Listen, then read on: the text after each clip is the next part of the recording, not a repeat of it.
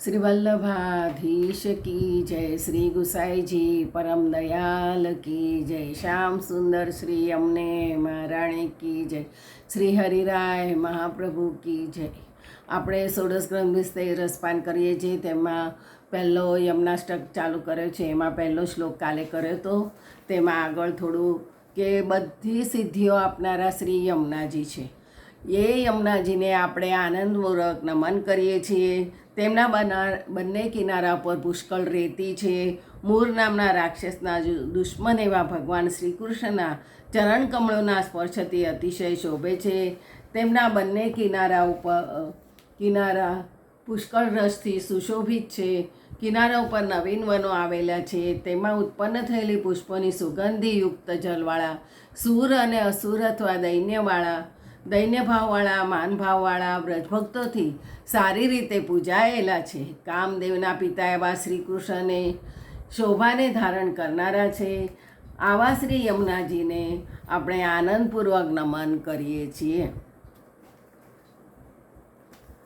આગળ કલિંદ ગિરિમસ્તકે પતદ મંદ પૂરોજ્વલા વિલાસ ગમનોલસાદ પ્રકટ ગંડ શૈલોનતા સઘોષ ગતિદંતુરા સમધિરૂઢ દોલોત્તમા મુકુંદ રતિવર્ધિની જયતિ પદ્મબંધો સુતા. કલિંદ નામના પર્વત શિખર ઉપર પુષ્કળ ઉજ્જવળ ફીણવાળા ધોધ રૂપે પડતા અને ત્યાંથી મસ્તીથી નીચેની તરફ જતી વખતે પોતાના પ્રવાહમાં પર્વતની પથ્થરોને ઉછળતા શ્રી યમુનાજી શોભે છે. જળના વહેવાને કારણે થતા અવાજ સાથેની તેમની ગતિમાં વધઘટ થાય છે. તેઓ જાણે ઉત્તમ પ્રકારના ઝૂલામાં સારી રીતે બિરાજ્યા હોય તેવા લાગે છે. તેઓ શ્રી મુકુંદ ભગવાન પ્રત્યેનો પ્રેમ વધારનારા છે. આવા શ્રી યમુનાજીને સદા જય પામે, યમુનાજી સદા જય પામે એમ કહેવામાં આવ્યું છે.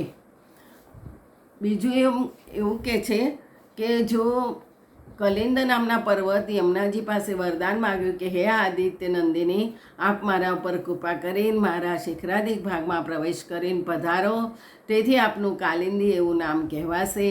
એ પ્રમાણે સર્વ તાત્પર્ય શ્રીમદ આચાર્ય ચરણ હૃદયમાં ધારણ કરીને કલિંદગીરી ઇત્યાદિક પદો વડે રજૂઆત કરે છે.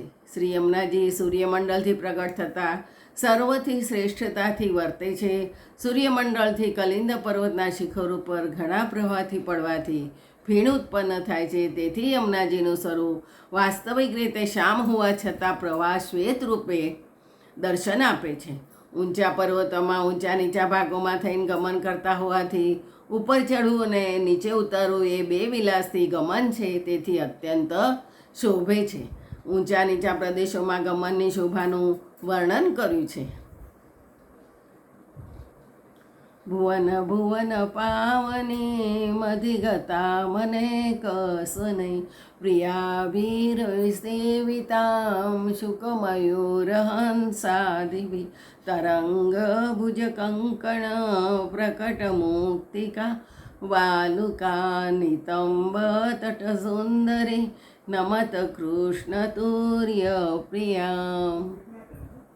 સર્વલોકને પવિત્ર કરનારા અને એટલા જ માટે પૃથ્વી ઉપર પધારેલા આ પ્રિય સખીઓએ જ દાસીઓએ જેમ સેવા કરાય તેમ અનેક શબ્દવાળા પોપટ, મોર અને હંસ વગેરે પક્ષીઓએ સેવા કરેલા અને પોતાની લહેરોરૂપી શ્રીહસ્ત વિશે રહેલા કંકણોમાં ખુલ્લી રીતે દેખાતી મુક્તાફળરૂપી રેણુ વડે યુક્ત એવા સુંદર શ્રી કૃષ્ણ પ્રભુના ચોથા પ્રિયા શ્રી યમુનાજીને નમન કરો. મહાપ્રભુજી કહે છે કે યમુનાજીને નમન કરો એવો ઉપદેશ કરે છે. એ યમુનાજી કેવા છે કે સર્વલોકને પવિત્ર કરવાવાળા છે. યમુનાજીને પૃથ્વી પર પધારવાનું એ જ પ્રયોજન છે કે યમ પ્રત્યે યમુનાજીનું વાક્ય છે કે 7 સમુદ્ર 7 દીપ 7 તારા એઓનું ભેદન કરીને પવિત્ર કરતી આશરે આવેલા પાપનો નાશ કરવા માટે રમતી રમતી હું પૃથ્વીમાં ઉદયાચલ પ્રત્યે ગમન કરીશ. એ બે વિશેષણ વડે સ્નેહ સ્પષ્ટ થાય છે કે જો ભગવાનને વિશે સ્નેહ ન થાય તો મૂળ ધામમાં ત્યાગ કરી પૃથ્વીને પવિત્ર કરવા રૂપ કાર્યને માટે પૃથ્વીમાં ન આવે, પરંતુ આવીને આ લીલાને માટે સામગ્રી સહિત ન થાય તે એવી અતિશય પણ ન થાય. ભગવાન વિશે સ્નેહનું સૂચન થાય છે.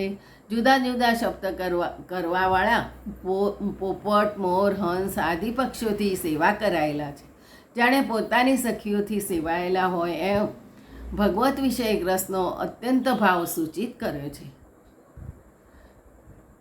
જ્યારે પોતાની લહેરો કિનારે આવી ફેલાઈ જાય છે ત્યારે તીરનું વળી વેળું રેનું મોતી સમાન શોભા આપે છે. કૃષ્ણ તુર્ય પ્રિયા એ વાક્યની વૃત્તિમાં ગુસાઈજીએ વ્યાખ્યાન કર્યું નથી, કેમ કે નમનનું તાત્પર્ય પૂર્વે સ્ફુટ છે.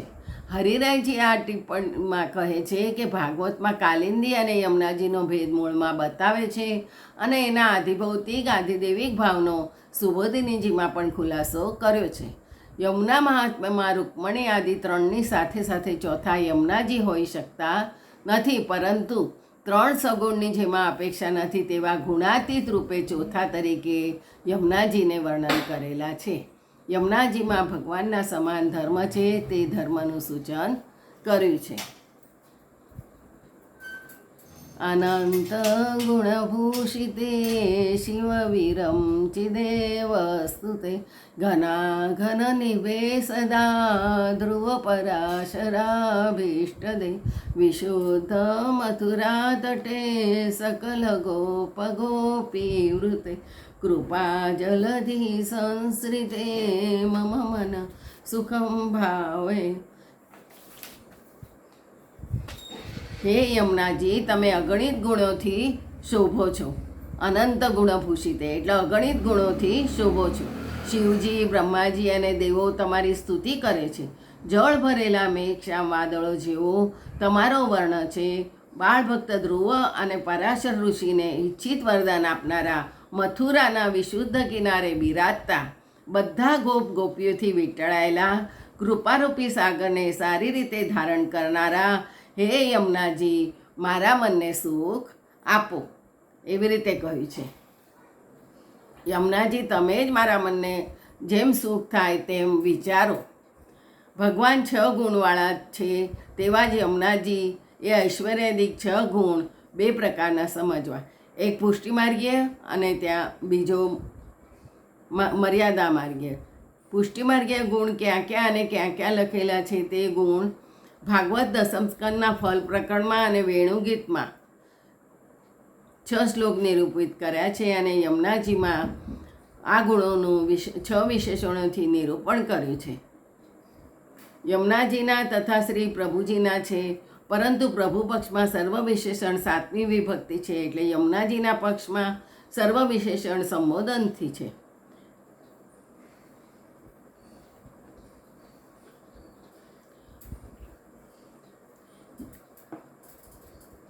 ભક્ત ભગવાનનો સંબંધ યમુનાજીમાં છે એવા નિશ્ચયથી યમુનાજીની પાસે આવીને કપટ વિના યમુનાજીનું સેવન કરે છે અને સર્વદા ભગવાનમાં પ્રેમ રાખે છે. ભગવાનનો પણ એવો સ્વભાવ છે કે ભક્તોનો સર્વદા સંબંધ રાખે છે. ભક્તને અભિમાન વગેરે દોષ ઉત્પન્ન થાય છે ત્યારે એનું નિવારણ કરે છે. ભગવાનના ચરણારવિંદમાં સર્વસ્વના નિવેદનથી દ્રઢ ભાવ ઉત્પન્ન થાય છે. આ વિશેષણથી વૈરાગ્યનું નિરૂપણ કર્યું છે અને કૃપાને માટે સાગરે આશ્રય કર્યો છે. એવા ભગવાન અર્થાત અપાર કૃપાવાળા ભગવાન છે. તેમજ યમુનાજી કૃપાના સાગર જે ભગવાન તેમને મળે છે આ વિશેષ્યને જણાવનાર રૂપ જ છે. પ્રથમ 6 ગુણોનું નિરૂપણ 6 વિશેષણથી કર્યું છે. યમુનાજીનો સંબંધ હોય તેને ભગવાનનો પણ સંબંધ થાય છે. હવે આગળનું આવતીકાલે જોઈશું. જય શ્રી ગોખલેશ.